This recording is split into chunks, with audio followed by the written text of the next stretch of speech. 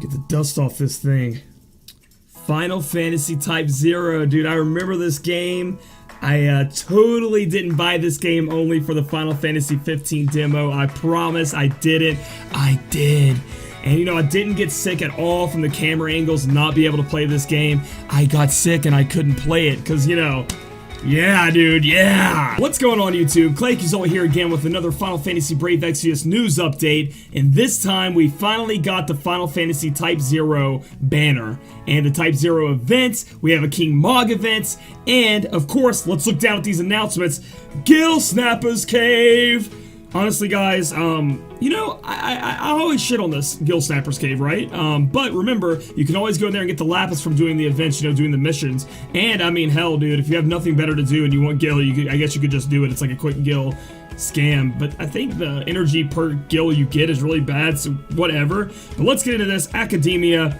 It is a Final Fantasy Type-0 actual, like, King Mog event, and we've been waiting for a King Mog event for so long, right, guys? All we want are 6-star mats, all we want are metal gigantors. We want a cool event that we can grind and get cool stuff, and this is what's going to be like. So if you guys don't remember what a King Mog event is, because it's been so long, we're going to be farming a currency, we're going to trade it into King Mog, and he's going to give us some cool stuff, okay? And as you can see, there will be beginner, intermediate, advanced, pro, and elite. It looks like Phantoma is the currency we're going to be using this time. I'm assuming that's from Type-0. Even though I do own the game, I actually haven't been able to finish it yet because of the camera angles. But someone told me they fixed the camera angles in it, and the port isn't as bad as it used to be. I even got Game 1 Edition and didn't finish it. Oh, the green screen's eating the thing. I didn't even notice that. But yeah, so there's that. And then you get 500 lapis on elite, so that's pretty cool. Moving on down, as you can see, there are exclusive materials for the units that come for the banner that we can pick up, and we'll have to go over those, and I'll do like a King Mog buy list again to make sure you guys know what you guys want to buy when the event does drop.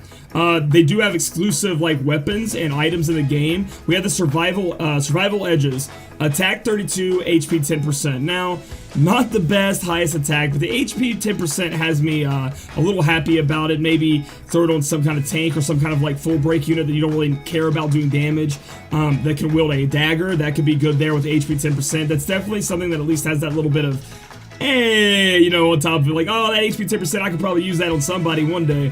The rune trigger, it's another gun. We just got the candy gun, but here's another one. Attack 52, MP 15%. Not the best. Again, these seem like very, like if I had a, I don't even, it wouldn't be a mage, you wouldn't put attack on mage. If I had a, like, support that could wield a gun and I just wanted that MP on him, yeah, boom, throw that gun on him. Maybe you put it on somebody that can only wield guns or something like that, like Saws or something. If you, I don't know. The attack 52, MP 15%. Nothing to go, you know, screaming about and being super hyped that you have, but at the same time, it could be useful. And also, remember, guys, some of these events are supposed to be also help new players and you know, new free-to-play players get into the game and be able to beat content. So they can't always be amazing. But the unusual artifact, attack 15, defense 15, HP 15 plus 5%. This is actually pretty good. It's an accessory. It's going to give you attack 15. Now, again, Hero Ring's giving you attack 10%. You're going to have to look at your base attack, you know, do the math, and attack 10%, attack 15, like, base stat, kind of seems low on a lot of units, especially since we have the stat pots now to boost that up, and, you know, the Hero Ring attack 10% will come off of that. But in the end, HP 5%, defense 50%, attack 15, not 50%, attack 15, defense 15.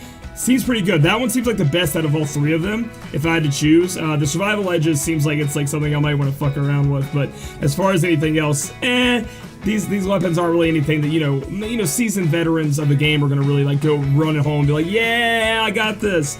And then it looks like the campaign period is going to start this Friday, and it's going to run for 2 weeks. Yeah, it says 13 days, about 2 weeks. And then, as always, you have a claim period of a week after to make sure you spend your stuff if you forgot.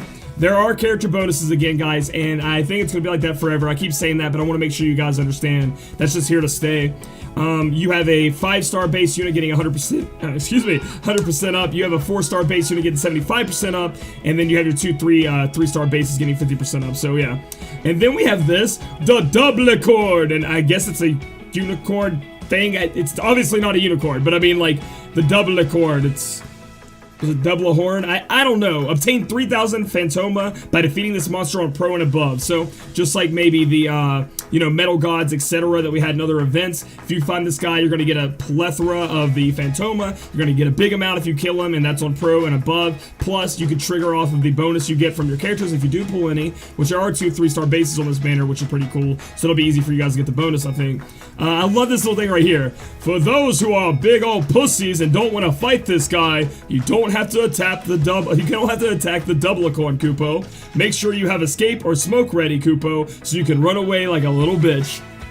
Yeah, it's like, I mean, I guess that's for people who are, I don't know, who are bitching about the event being too hard or something. They were just like, hey man, we're gonna throw this in here, and it's like a disclaimer. If you ain't strong enough, you don't have to fight it, man. Just run away. Like, get out of there. Smoke bomb it. Go on, move on, and beat the level, I guess. Now we're gonna talk about the new banner that just hit. Remember, guys, I'm not gonna give my full detailed banner review until probably a day or 2 after this. I'll definitely have it out before Friday, like always. But let's just go over it real quick. You're gonna have 4 units here. Ace being a 5-star base, going up to 6-star magic dealer, magic, you know, user. He is very cool looking. He reminds me of Twisted Fate from League of Legends if you guys haven't seen him. And obviously, you guys have probably played the game, you know who Ace is and things like that. But in this game, he definitely reminds me of like looking like Twisted Fate. And then we have 7. And again, Ace just isn't that great of a magic dealer. He has some cool abilities, but he's not going to be at the top tier, anything like that. Then we have 7, who is a 4-star base going up to 6-star. More of a support breaker in a way. Very, very strong. In terms of breaking down so you can magic chain, breaking down so you can do more magic damage, would be really nice on a mage team, I think, as a support unit. And then we have Jack, and I love Jack. He's a physical damage dealer. He would have been amazing if he came out. He's a little bit past his prime time, guys. So maybe if you're just starting a new account out, or you're new to the game and you don't have that many physical damage dealing units, Jack's gonna be awesome for you. And then there's Trey, and Trey is just like a bad Mustadio, or, you know, around Mustadio level. Just nothing to really come home about. He's like whatever, but he's a physical damage dealer that can also like do some like supporting ways with his bow and things like that. So overall, guys, I'm really excited for the way they look, and you know, do a little bit of pulls on it. And you know, it's Final Fantasy Type-0, and I actually, like, you know, I was bitching about the game and the camera angle, but overall the game itself and the storyline is supposed to be really, really good. I just had to get back in there now that the camera angle's been fixed and stuff like that, so I'm excited. But yeah, expect my banner review on all these characters to be coming out soon. We'll talk about the TMs and things like that. It's going to be pretty sweet. But if you guys like this video, give it a thumbs up. Comment down below how you feel about the Final Fantasy Type-0 collab and how you're enjoying it, and then subscribe for future content. We'll catch you guys later. Also, guys, I totally forgot to put this in the video, but I wanted to talk about my last pull video and maybe why a lot of you guys couldn't see it.